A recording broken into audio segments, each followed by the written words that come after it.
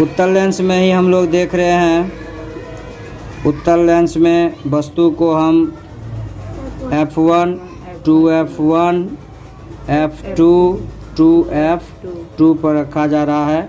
उत्तल लेंस का मुख्य फोकस F2 कहलाता है, ठीक है। 2F1 पर वस्तु को रख रहे हैं। 2 cm का वस्तु है। इससे जब प्रकाश की किरणें चलेगी प्रधान अक्ष के समांतर, किसके समांतर? प्रधान अक्ष के समांतर चलेगी किरणें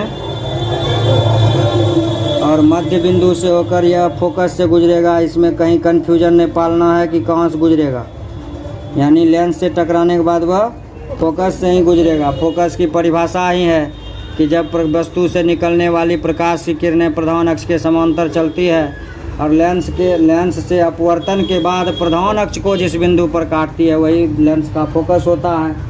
तो जब वही लेंस का फोकस है तो फोकस छोड़ के दूसरे जगह से तो गुजरेगा नहीं, है ना। तो इसमें कन्फ्यूजन नहीं है। दूसरा प्रकाशिक केंद्र से होकर गुजरेगा। कहाँ से गुजरेगा? प्रकाशिक केंद्र से होकर के। बस यही 2 चीज़ याद रखना है। लेंस में आलेख खींचना बहुत आसान है। और यहाँ देखिए हमने कुछ नहीं, इंची एकदम बिल्कुल सीधा है मेरा।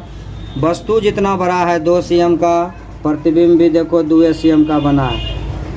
बढ़िया से एकदम देख लो, 2 cm पर है। प्रतिबिंब भी 2 cm का, वस्तु भी 2 cm का। ऑब्जेक्टिव में सवाल पूछता है कि उत्तल लेंस पर कहाँ रखा जाए वस्तु को कि उसका प्रतिबिंब वस्तु के बराबर बने। दर्पण में भी वही सवाल, लेंस में भी वही सवाल, सिर्फ बदल जाता है। लेंस में 2F1 पर रखा जाएगा और दर्पण में पूछेगा तो वक्रता केंद्र पर रखा जाएगा। यहीं पर वक्रता केंद्र होता है दर्पण में। तो वक्रता केंद्र पर अगर किसी वस्तु को रखा जाएगा तो उसका सेम साइज का फिगर बनेगा, लेकिन वस्तु के उल्टा बनेगा, उसी के जस्ट नीचे। लेकिन लेंस में परावर्तन नहीं होता है, अपवर्तन होता है, इसलिए लेंस के आगे जाकर के प्रतिबिंब बन रहा है सेम टू सेम 2F1 यहाँ 2F2 पर।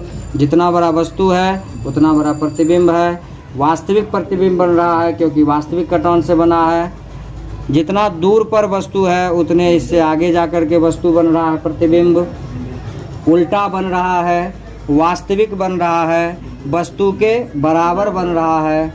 हो गया, इतने जानकारी होता है कोई दिक्कत?